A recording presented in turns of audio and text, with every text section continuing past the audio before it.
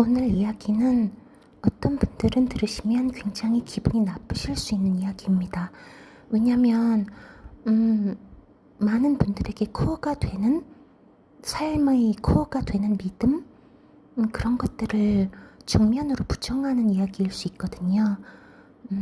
그리고 어떤 상식이라고 생각하셨던 보편적인 그런 게 완전히 뒤집히는 그런 이야기일 수 있기 때문에 분명 어떤 분들은 뭐지? 그렇게 느끼실 수 있습니다. 그리고 사실 부정하는 게 맞는데 저의 주 목적은 그 부정에서 끝나는 게 아니라 그 한 단계를 거치면 나에게 다가오는 진정한 행복, 진정한 자유로움, 마음의 자유로움, 그것을 조금이라도 같이 나누고 싶어서 이 이야기를 하기로 생각한 것이라서 우선 저의 이 의도는 좋은 것이라고 말씀드리겠습니다. 그래서 끝까지 들어보시면 어떤 분들은 이해가 가실 거고, 또 그중 어떤 분들은 들어도 공감이 안 가실 수도 있고, 저는 그래도 그냥 하겠습니다. 이제 어떤 TV쇼였나? 다큐멘터리인가? 그런 인간극장 그런 식으로 어떤 특출남이나 아니면 평범함 속에 특별함? 그런 우리 주위의 사람들을 보여주는 그런 프로그램이었는데 너무 오래돼서 기억은 나지 않아요. 그리고 제가 그걸 처음부터 끝까지 TV에서 다 보았는지 아니면 어디서 그냥 지나가듯 조금 보았는지 그것도 잘은 기억이 나지 않는데, 아무튼 그런 다큐가 있었고 그중 몇몇 장면이 너무 인상적이었기 때문에, 그리고 그때 제게 들었던 생각은 더 인상적이었고, 인상적인 걸 떠나서 그냥 저에게 딱 뇌리에 박혀서 지금까지 가치관 중에 하나가 되었기 때문에 생생하게 기억이 나요. 어떤 여성분이 이제 어머니가 되셨는데 셋쌍둥이인가 넷쌍둥이인가를 낳으신 거예요. 그래서 다 남자아이들인데 이렇게 아기 새처럼 입을 벌리고 모이 달라고 하는 것처럼 밥상에 쭉 둘러앉아서 이제 밥을 기다리는 거예요. 근데 그걸 이제 어머니가 요리를 하시는 걸 보여주는 거예요. 그러면서 누구누구 씨는 오늘도 아이들을 위해서 무슨 요리를 준비한다.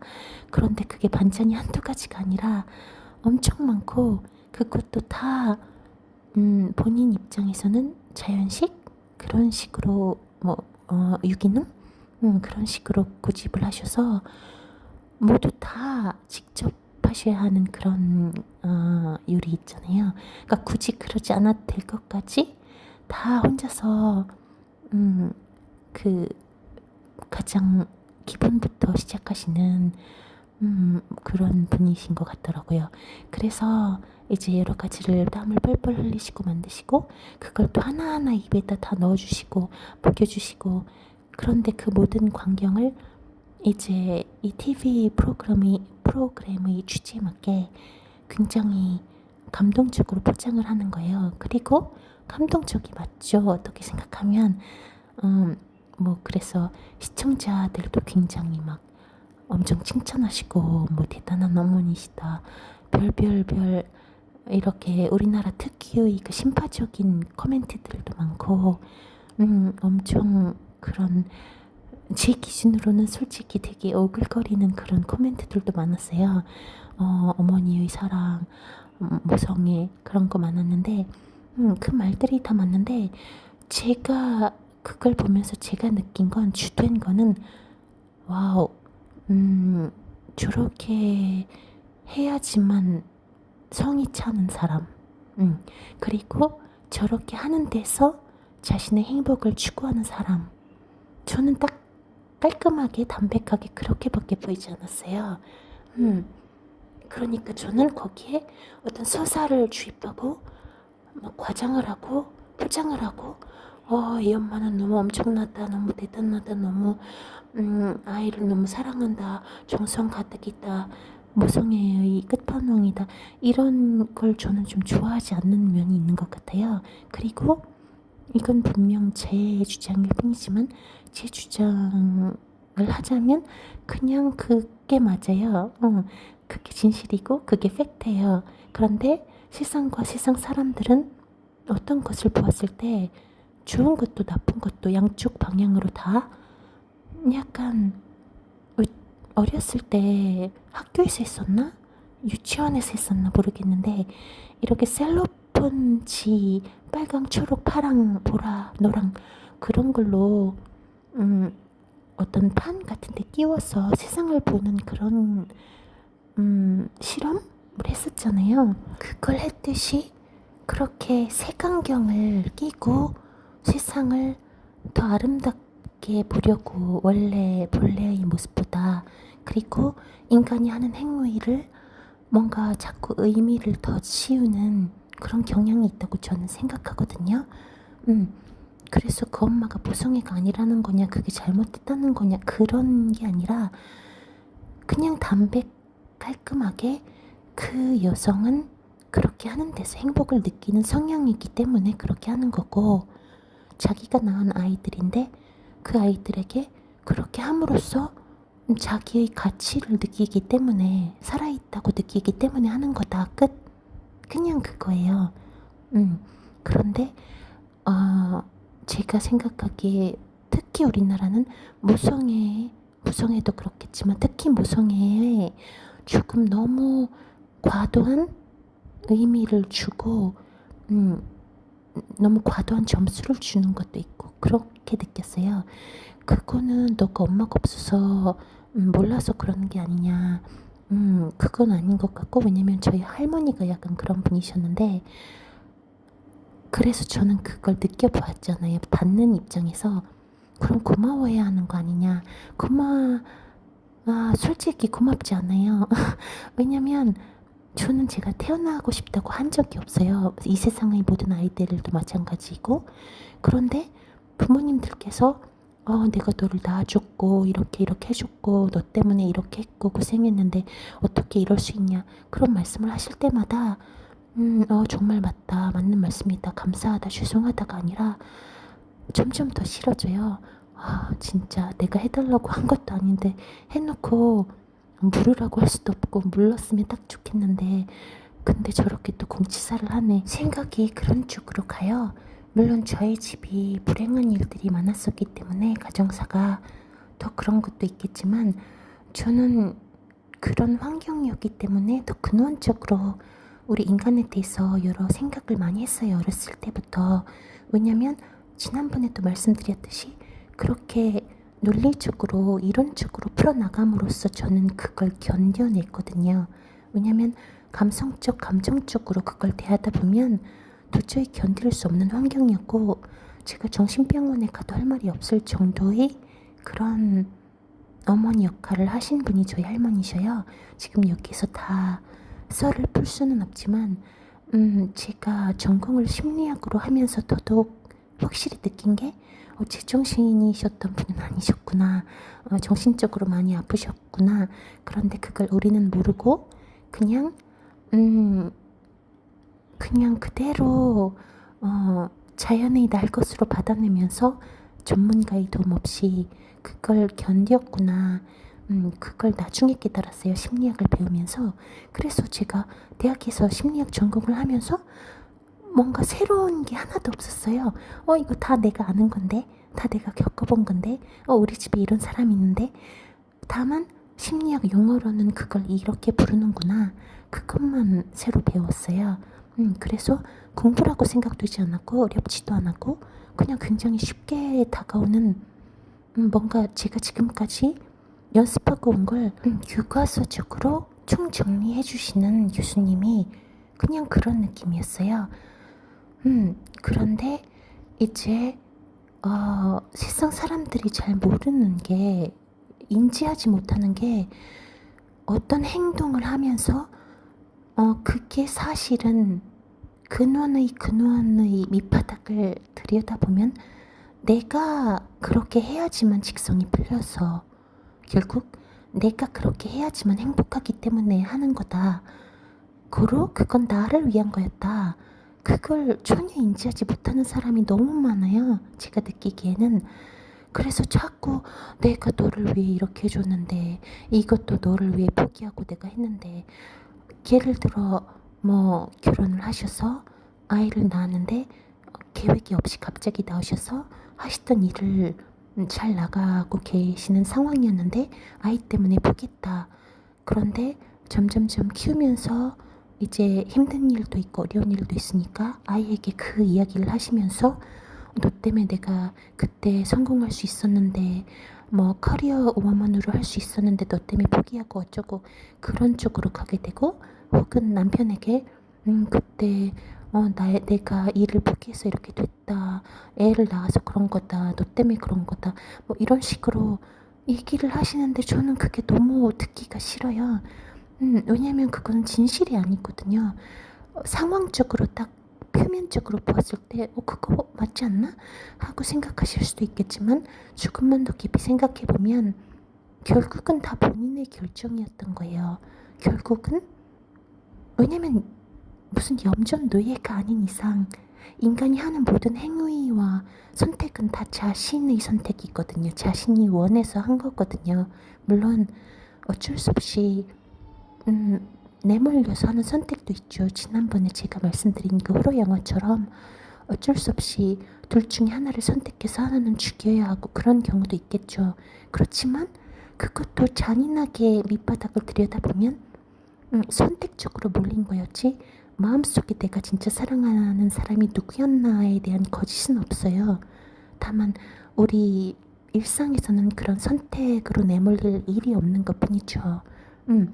그래서 아무도 본인에게 결혼을 하라고 강요한 적이 없고, 본인이 사랑이라고 착각을 해서였던지 아니면 진짜 사랑이었던지 그래서 결혼을 한 거고, 무슨 대단한 의미를 갖고 이 인류를 위해서 한 생명을 창조해서 위대하게 키워내겠다, 행복하게 세상 누구보다 행복하게 해주겠다, 이런 게 아니었어요. 그냥 결혼을 했고 섹스를 하고 싶어서 하셨고 피임을 안 하셔서 그게 결과물이 아이가 된 것, 그것뿐이에요. 담백하게. 그래서 태어났고 생긴 걸 어떻게 할 수 없으니까, 아니면 정말 아이를 원해서 나는 아이를 갖고 싶다, 그렇게 하셔서 하신 거고, 그래서 그 아이는 그냥 태어나진 거예요. 부탁드린 게 아니라. 그래서 아무것도 스스로 할 수 없는 귀엽고 사랑스러운 생명체가 눈앞에 있고, 그게 내 몸을 통해서 나왔으니까 당연히 잘해주는 게 맞죠. 잘해주고 싶어야 인간이니까. 그래서 밥을 주고 재워주고 옷을 입혀주고 돌봐주고 말을 가르쳐주고 인간의 형태로 이 인간 세상에서 살아갈 수 있게 점점점 커질 수 있게 성장할 수 있게 도와주는 거죠. 그런데 그 행위의 모든 것을 나는 너를 위해서 이렇게 했다, 희생했다, 그렇게 말씀하시면 안 되시죠. 그건 그렇게 함으로써 내가 얻는 기쁨이 있었고 내가 저질러 놓은 일이니까 책임을 다하신 거고 당연히 하셔야 할 일을 하신 거잖아요. 그런데 거기에서 가장 크게 갈리는 게, 물론 이게 모든 부모님들이 다 그러시다는 게 아니라 보편적인 이야기를 하는 거예요. 그래서 미국과 비교를 하자면 미국 부모님들과 우리나라 부모님들이 가장 큰 차이가 제가 느끼기엔 그거였어요. 미국에서 제가 가장 많이 들은 육아나 아이들에 관한 그런 이야기들 중에서 제가 가장 마음에 들었고 이게 맞지 하고 생각도 했던 게, 이 아이들 덕분에 내가 행복하게 살았다. 내가 희생한 게 아니라 이 아이들이 나에게 와서 내 삶을 좀 더 풍만하게 만들어 주었고 나를 행복하게 해주었고 나에게 선물이 되어준 아이들이다, 이렇게 생각하셔요. 그래서 그 아이들을 위해서 내가 이걸 하고 저걸 하고 이렇게 했다, 희생했다, 이렇게 마음속으로는 어떠신지 모르겠지만 그렇게 말씀을 하시는 부모님들은 저는 많이 뵙지 못했어요. 그런데 우리나라도 요즘은 좀 덜하겠지만 예전 같은 경우에는 무슨 부모님의 은혜, 하해와 같은 은혜, 우리를 위해 희생하셨고 어쩌고 뭐 그러시잖아요. 그런데 그냥 그렇게까지 이런 쪽으로 하고 넘어가는 건 괜찮은데 자꾸 그걸 아이들에게, 자식들에게 강요하시고, 그러니까 너가 나에게 은혜를 갚아야 한다. 그러니까 고마워해야 한다. 그냥 태어나게 해준 것만으로도 고맙게 생각해라.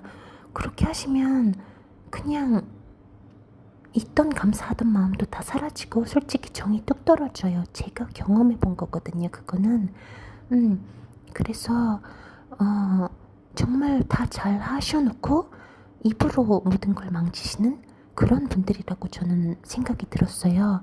그게 인간의 기본 심리인데 너무 인간 기본 심리를 모르신다, 그런 생각도 들었고, 또 무엇보다 자기 자신이 하는 행동과 선택의 근본 이유와 그렇게 했어야만 했던 원인을 너무 모르신다, 아니면 아시면서 애써 모른 척 하신다, 그렇게 느껴졌습니다. 지금도 아이를 위해서 최고를 고집하시고 무언가를 온 마음을 쏟아서 준비하시고 해주시고 사주시고 그러시는 모든 행위의 근원은 그렇게 해야 본인이 행복하기 때문입니다. 다른 이유가 아닙니다. 그렇게 해야 내가 살아있다고, 내가 가치 있는 사람이라고 느끼시기 때문에 그렇게 하시는 것입니다. 특히 다른 재능이나 다른 쪽으로 두드러진 그런 능력이 없으신 분들께서 특히 그러신다고 느꼈는데, 엄마라는 역할을 함으로써 위대함으로 포장되고 내가 이걸 해냈다, 사람들도 다 칭송해준다, 그걸 위해서 그렇게 하시는 거라고 저는 느낀 적이 많았어요, 솔직히. 그래서 애가 행복하지 않았냐, 그것 덕분에 잘 자라지 않았냐 라고 말씀하시면 그건 맞죠. 결국 최대 수혜자가 된 건 그 아이였겠지만 그게 그렇게 깔끔하게 끝나는 게 아니잖아요. 그런 분들은 분명 보상 심리가 마음속에 한가득 계시고,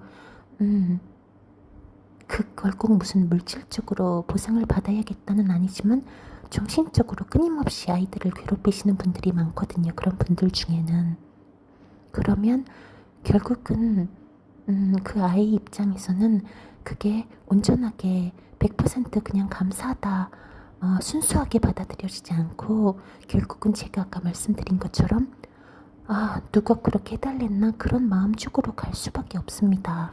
이건 너가 애도 없으면서 뭘 아냐 라고 하시는 분들도 계시겠지만, 솔직히 그냥 강아지만 키워봐도 생각이 깊은 사람들은 알 수 있는 그런 일이라고 저는 생각을 해요. 제가 강아지를 키워봤지만 그 모든 행위들, 제가 강아지를 위해서 사고 먹이고 케어해주고 그런 그 모든 것들을 어떤 사람들은 너 너무 착하다, 진짜 동물을 사랑한다, 이렇게 포장해 주실지 모르겠지만 저는 그냥 그걸 하면서 제가 너무 행복했었기 때문에 한 거고, 수혜자는 물론 강아지였겠지만 팩트는 그거예요. 팩트는 그 아이들로 인해서 내가 그 시간 동안 행복했었고 살아있음을 느꼈고, 그 아이들이 없었다면 느껴보지 못했을 감정들을 느껴보았다. 끝. 그냥 그거예요. 그게 인간에게 저는 그대로 적용된다고 생각하고, 다만 다른 점은 저는 그런 저 자신을 인지하고 있었다는 것, 그게 다른 점이라고 생각합니다. 어떤 남성분들도 마찬가지셔요. 내가 이렇게 일을 해서 돈을 다 갖다 바치고 다 희생하고 퍼주고 그랬다, 내 자신은 없었다, 이렇게 생각하시겠지만 절반은 맞고 절반은 틀립니다. 물론 그 삶을 택하지 않으시고 그냥 버는 족족 다 내가 쓰고 나만을 위해서 사는 그런 삶을 선택하셨더라면, 일이 끝난 후에 술 마시고 여자들이 있는 곳에 가서 재밌게 놀고 맨날 애인도 바꾸고 그렇게 멋지게 자유롭게 사실 수 있으셨겠지만, 그런 향락이 끝난 후에 집에 돌아왔을 때 텅 빈 곳, 어두운 곳, 온기가 없는 곳에서 혼자 덩그러니 앉아 계셨을 때 느끼셔야 할 외로움, 고독감, 허무함, 그런 것들은 수반되는, 저절로 따라오는 그런 동전의 양면, 빛과 그림자에서 그림자 부분이었을 것입니다. 그러니까 어떤 걸 선택하든 결국 빛 부분이 있고 그림자 부분이 있는데, 이제 나에게 어떤 류의 빛이 더 소중하고 어떤 류의 빛을 받았을 때 나는 더 행복하고 살아있다고 느끼고 나의 가치를 느끼나, 그냥 그걸 결정하는 게 삶이라고 저는 생각합니다. 그래서 한쪽을 결정했으면 어쩔 수 없이 따라오는 후회와 이건 좀 안 좋다라는 부분이 있을 수밖에 없고, 그건 무엇을 선택하셨든 마찬가지셨을 거기 때문에 그냥 개인의 선택일 뿐입니다. 그래서 그런 선택 후에 자꾸 되돌아보시고 후회를 하시거나 그걸 받은 결과적 수혜자들에게 공치사를 하시거나 자꾸 내가 이런 사람이야, 너 때문에 이렇게 했어, 그렇게 하시는 거는 저는 옳다고 생각하지 않고, 옳고 그름을 떠나서 그냥 좀 바보 같은 행위라고 생각합니다. 왜냐면 모든 있었던 고마움조차 없어지게 만드는 그런 일이거든요. 제가 예전에 MBC 드라마 한채영님이 나오시는 제목을 까먹었는데, 어떤 모성애의 끝판왕이라고 불리던 그런 드라마를 보았는데, 그것도 저는 전혀 모성애라고 생각하기에는 좀 너무 극단적인 표현으로 징그러웠어요. 한마디로 자기가 낳은 큰아들이 어떤 불치병에 걸렸는데 골수를 이식받아야 하는데 그게 친형제에게밖에 되지 않는 그런 병이었고, 제가 의학적인 걸 잘 몰라서 기억도 안 나고 그랬는데, 이미 이혼한 전 남편 양쪽 다 가정이 있고 그랬는데 그 남편에게 다시 두 번째 아이를 갖자고, 첫째 아이를 살리기 위해서 그렇게 해서 우여곡절 끝에 아이를 갖게 되는데, 양쪽 남편 아내에게 허락을 받고 그랬는데, 그 둘째 아이에 대해서 이제 굉장한 논란이 많았어요. 시청자 게시판에 어떻게 둘째 아이에게 그럴 수가 있냐, 걔는 그럼 그냥 첫째 아이를 살리기 위한 도구로 태어난 거냐, 태어나자마자 그런 꼴을 당하고 살면서 계속 골수 이식을 해줘야 하고, 그런데 또 어떤 분들은 그게 모성애다, 너가 애가 없어서 그런다, 애를 키워봐라, 저렇게까지 해서라도 살려야 한다는 게 어머니의 마음이다. 그러는데 저는 솔직히 무섭게 느껴졌습니다. 제가 그 둘째 아이의 마음으로 빙의가 된다면 정말 그 가족이 저주스러울 것 같고, 그것마저도 어떤 분들은 가족에 대한 사랑이 없냐, 그것도 못해주냐, 형과 어머니를 위해서 그러시던데, 제 머리와 마음으로는 도저히 받아들일 수 없고 이해도 가지 않고 그런 이야기였습니다. 아무튼 그 단적인 이야기만 보아도 그건 모성애가 아니라, 모성애라면 모든 아이, 나를 통해 태어난 모든 아이에게 골고루 그런 마음이 가야 하잖아요. 그런데 이 한채영 역할분은 첫째 아이만을 위해 모든 것을 희생시키는 거잖아요. 나와 함께 있는 남편의 자존심도 짓밟고 지금 잘 살려고 노력하는 예전 남편의 가정도 짓밟고, 둘째 아이의 삶 자체와 인간으로서의 존재 목적도 짓밟고, 그게 모성애인가? 그것만 보아도 저는 우리가 모성애라고 착각하는 것은 결국 한 여성의 행복 추구, 존재 가치를 위해 행해지는 모든 행위를 셀로폰지를 통해 반짝반짝 예쁜 색으로 빛나게 포장한 것이라고 생각합니다. 이 세상과 삶은 원래 흑백이고 그냥 담백하게 모든 동물들처럼 야생에 태어난, 그냥 인간도 동물의 한 종류이고 태어나져서 숨쉬고 살면서 문명이라는 곳에서 인간들이 하는 것들을 따라하면서 사회 생활을 하면서 산다는 차이만 있을 뿐이지 결국은 동물 이라고 생각합니다. 그래서 그렇게 자꾸 포장을 하면 예뻐 보이니까 그냥 흑백으로 날 것으로 보면 너무 허무하고 삶의 의미가 없어지니까 이렇게라도 하는 거지라고 생각하실 수 있겠지만 조금만 더 생각해 보시면 사실 그 셀로폰지를 걷어내면 처음엔 흑백이라서 당황스럽고 내가 이런 곳에서 살다니 이런 삶을 소중하게 생각하고 살다니 너무 허무하다. 딱 그 느낌으로 압도당하지만 그걸 조금 견뎌내다 보면 이게 진리구나. 이게 삶과 세상의 인간사의 팩트구나. 그걸 받아들일 수 있게 됐고 그러면 오히려 마음이 편해집니다. 처음의 그 고통을 견뎌내시면 그 다음의 열매는 오히려 값지게 느껴집니다. 왜냐면 공치사도 집착도 내가 사랑이라 생각했던 것도 다 나의 착각이었구나. 환상, 환청, 그런 환각 그런 거였구나 라고 받아들이실 수 있게 됩니다. 그러면 모든 것이 똑바로 보이고 아무 것에도 얽매이지 않게 되고 아무 것에도 섭섭하지 않게 되고 진정한 자유를 맛보실 수 있습니다. 그래서 충격적인 부분도 다소 있으셨겠고 믿고 싶지 않은 부분도 있으셨겠지만 그럼에도 불구하고 제가 이 이야기를 하기로 결심을 한 것입니다. 들어주셔서 감사합니다.